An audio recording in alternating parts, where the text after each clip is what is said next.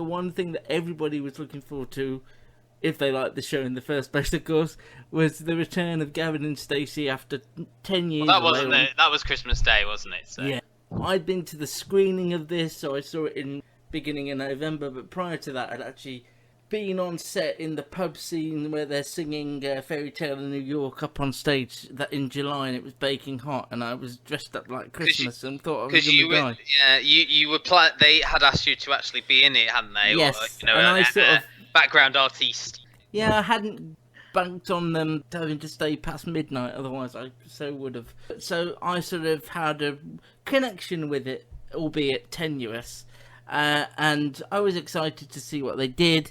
Matt and I haven't discussed it, so I kind of want to hear your thoughts, whether you found it funny, whether you connected with it after so long away, or whether you felt it was a bit overhyped and you didn't really enjoy it as much as you would have in the old days. Yeah, no, I enjoyed it. I thought it flowed very well. I think obviously some of the plot points were quite predictable, but that's not necessarily a bad thing. No, I really enjoyed it. Do we think that's it? Is there? No, they're going to do more. I'm sure everybody knows this, but it consolidated to over 17 million viewers. The BBC released those figures. It's funny, isn't it, how we say ratings don't matter and the broadcasters say ratings don't matter, unless the ratings are huge and then they really matter. Well, it would appear that echoes what and his name's dropped out of my head now. The head of Kevin Ligo said at Edinburgh. People who say they don't worry about overnights are people who really poor overnights. We've seen a lot of shows come back that we're fans of. Cold Feet, The Royal Family, now Gavin and Stacey, and some work really well and some feel a bit out of place, and I feel like what they did so well was just making you feel like time had passed but you were still somewhat connected and knew who these people were and were just plonked back into their life, which is a hard thing to do. I think Laura Aikman did a really good job as Sonia, as the new member of the cast that was brought in. I thought her relationship with James Corden's character was really interesting.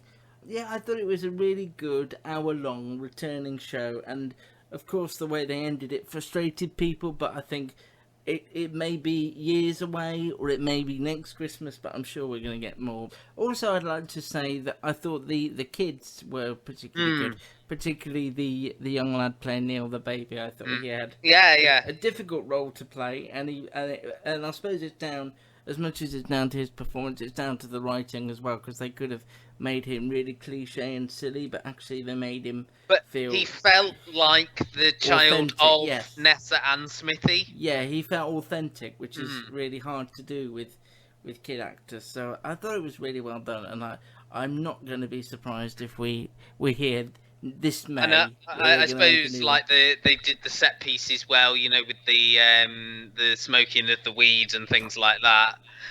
The stuff with the Christmas puddings, you know, forgetting the Christmas puddings and all eating Calippos and things like that. You know? That's all I needed. You know, there's the believable dialogue there about, like, you know, doing dry January and veganuary and things like that, and stuff with Nessa and the taps. It's a show about tiny moments. It always has been. And as you say, the character that Laura Aikman played, I think, was perfectly pitched as someone who was sort of planted into this world, and I think that's how you would feel if you hadn't been with She wasn't a monster at all. No. Yeah, but if you hadn't been for these characters for 10 years, you wouldn't know about the stuff with the fishing trip. You wouldn't understand sort of Nessa giving everyone taps for Christmas. Yeah. And I think that was well played. You know, there is a bizarre world that there's certainly the Barry Island scenes especially. Yeah. No, but it really worked, and I think I do feel maybe they will play for the three Christmas specials. Because they haven't really got anything to fill that slot now. No, and if it's saying say there isn't one next year, we'll just be back to I don't know, Doctor Who. I mean, if you look at because you say that the ratings for this were massive. If you look at the rest of the shows in the top 10, if we sort of discount the Queen, it seemed like people consistently stayed on BBC One for most of the night. You know, Michael McIntyre, EastEnders. Mrs. Brown, I think, all got roughly the same overnight figure. Same, yeah. Strictly got a little bit more, which is still bizarre to me, especially as it was on sort of super early this year. Maybe just. And also, it's not like it's been away for a long time and comes back, and people. It's just to show people love. That then the only sort of ITV presence was the two soaps, wasn't it? It was Corrie and Emmerdale. It would be interesting if they put like a sort of a event drama or something in there. But the Downtons used to do well because they used to be smack bang on Christmas the Downtons used to do well, but I don't know maybe what would get those viewers, what drama would, I saw someone on Twitter suggest that Ant and Dec maybe could do a sort of a special, like a live special. They've done that before, but not on Christmas Day. On Christmas Day, like a sort of Morecambe and Wise type situation. I did speak to someone who worked for ITV years ago, and we were sort of saying how Twitter conversations sort of started that it's strange that ITV don't really plunge anything big into the Christmas TV pool, and I think what they said made a lot of sense. They said, well, advertisers don't pay a lot on Christmas Day, and the BBC have had the monopoly not just recently, but since the 1970s, really. People just put the BBC on if they're going to watch TV, and ITV know that over Christmas, so they don't really try to compete, which I kind of understand, and it made me look at it a different way, but there's no reason why they shouldn't at least try to. Yeah, I mean, the Downtons did. I'm sure the Downtons did well on that night, and I suppose BBC do have continued success with Call the Midwife, which was the other show that sort of had the same ratings that evening.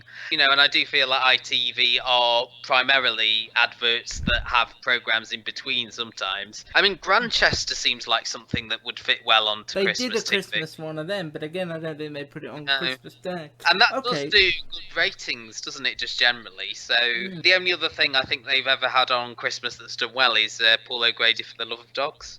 And that even wasn't on Christmas Day this year, which I thought was interesting.